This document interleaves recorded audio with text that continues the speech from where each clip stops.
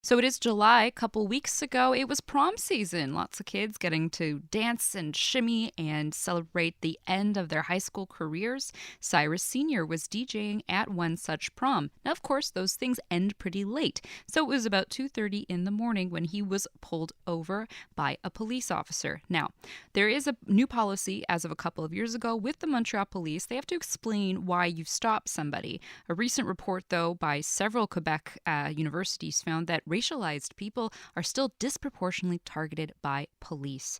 We now have Cyrus Senior speaking out about what happened. It's really unusual what he heard from the cop when he was pulled over. Cyrus Senior joins us on the phone right now. Good afternoon. Good afternoon. So tell me what the police officer told you when he said he pulled you over. Yeah, when I got pulled over, literally the first thing he told me after asking for my license and registration was that he's stopping me because it's an unusual time to be driving. Well, to be sure, 2:30 is pretty early. I get up from my job around 4:30, so it can be pretty quiet. However, there's nothing against being out that early in the morning. What was your reaction when you heard that?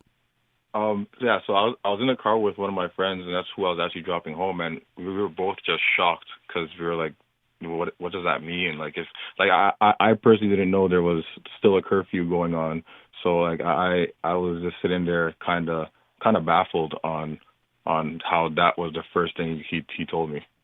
So, as a black man, what is your first thought when you're having an encounter like with the police and you've been pulled over? What's going through your mind?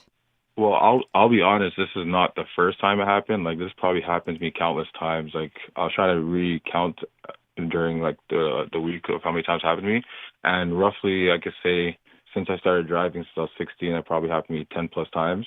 So it's not the first time.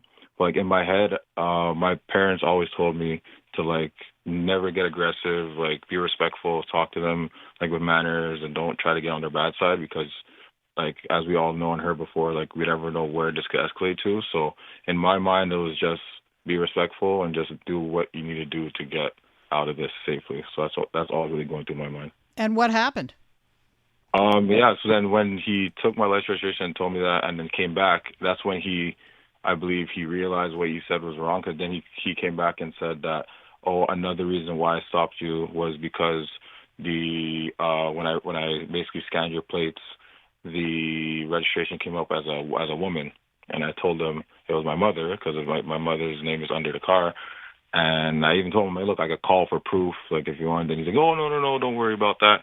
And then the last thing he said was he could have given me a ticket because my insurance papers were out of date, but it wasn't that they're out of date. I just gave him the wrong paper. And like honestly, like when I gave him everything, I was more in like a panic mode, so I just gave him everything I had, but I didn't really double check to see which papers I was giving him. So he said that, but as if he was doing me a favor. But he's like, "Oh, don't worry about it. It's fine." And I'm like, "Okay." We're speaking with Cyrus Senior, who was pulled over by a police officer a couple weeks ago, driving around 2:30 in the morning. And the police officer initially said it was an unusual time to be driving, but as we know, people are on the roads at that time. So this has happened about 10 times, you say, before to you. Why did you choose to speak out this time, Cyrus? So, well, this time when I came home, I actually woke up my mother and I told her what happened, and she was very shocked too, and she basically brought it to Facebook. And then when she made a post about it, it kind of like blew up. Like it was like I wouldn't say it went viral, but like a lot of her friends and family and like random people she didn't know were commenting and stuff, saying that we should do something about it. And then me and my mom were sitting there, we were like, listen, we can't just talk the talk and not try at least. So that's when the Black Coalition came and approached us about the situation. Well, we got guided towards them, and then they told us they kind of gave us the guidance and the steps to make this more public, make this more known than just posting it on social media. We're going to turn to the Red Coalition in just a moment, but the last thing I want to ask you, Cyrus, is what do you hope happens after this for you Honestly, personally? like, I keep telling my friends and family, like, I'm not expecting anything more than just a big change in a sense where I don't want this to happen to like my family, friends, anybody else who is close to me, because even though I took this very like non-aggressive or like, and I wasn't getting aggravated, I know other people could get mad because they're getting stopped for no reason, and then the police could take that as aggression, and it could escalate to something worse. And then I just don't want it to where one of my friends and family, I get bad news that something happened and then one thing led to another and they ended up either dead or something or locked up for other reasons even though. So like I just want just equality on the road. That's something that I really want to get out of this because it's scary and like you hear it all the time. So that's my main goal. Cyrus Senior, thank you so much for joining us.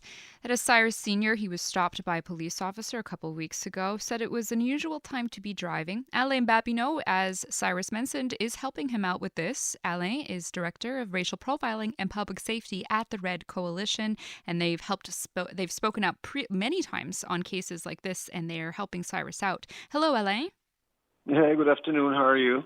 Very well, thanks. What was your reaction when you first heard Cyrus's story? Well, it's one of the stories that we hear, unfortunately, far too often. So, immediately when we heard the bogus reason that was given to him for a stop, I mean, that's, again, it's one of those reasons and excuses that came out during the Luamba trial. You remember last February. So we weren't surprised at all. What is the step now? How are you pressing this case with the police force? What are you asking? Well, two things. Number one, this case here highlights he was basically a collateral damage of the government's decision to appeal the Hiergeau decision to invalidate the Article 636 of the Quebec Highway Safety Code. That's number one. Number two, he's the example of the type of systemic racist culture that exists within the SPVM. That came out in the report, right? In the report that was tabled last week. So those are two things that I needed to put out there right away. So what we're asking is we sent a letter to the chief, Mr. Daguerre, on the 6th, the day before the conference, asking for very specific things. Number one, the immediate modification of their current street check or interpellation policy. All right. Right now, all an officers have to have is observable facts. They have to be able to observe some facts. We don't know what it means. It has no legal basis whatsoever. So what we're asking to do basically is for them to modify this policy and require police officers to have reasonable suspicions that a crime has been committed or about to be committed.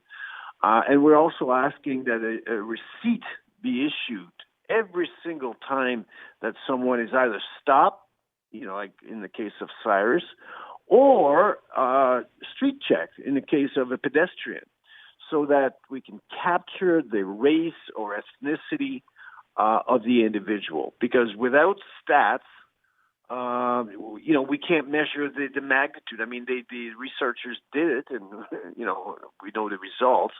But we want to make sure that this is ongoing.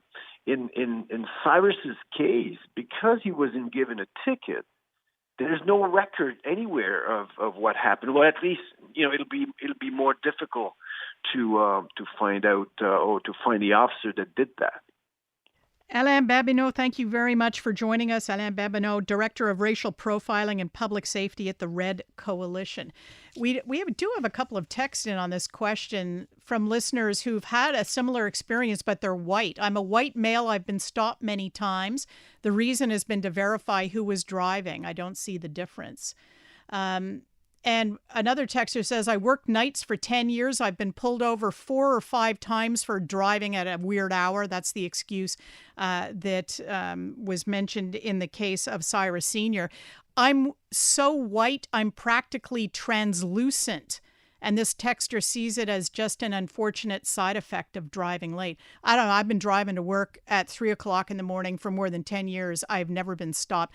I have had cops stare into my car mainly to see if I'm wearing a seatbelt. But they've never stopped me. So I'm not sure what to make of this. It's not just this one incident. He says he's been stopped 10 times. Yeah, definitely. And I think there is a lack of stats on that. The receipt idea might be interesting.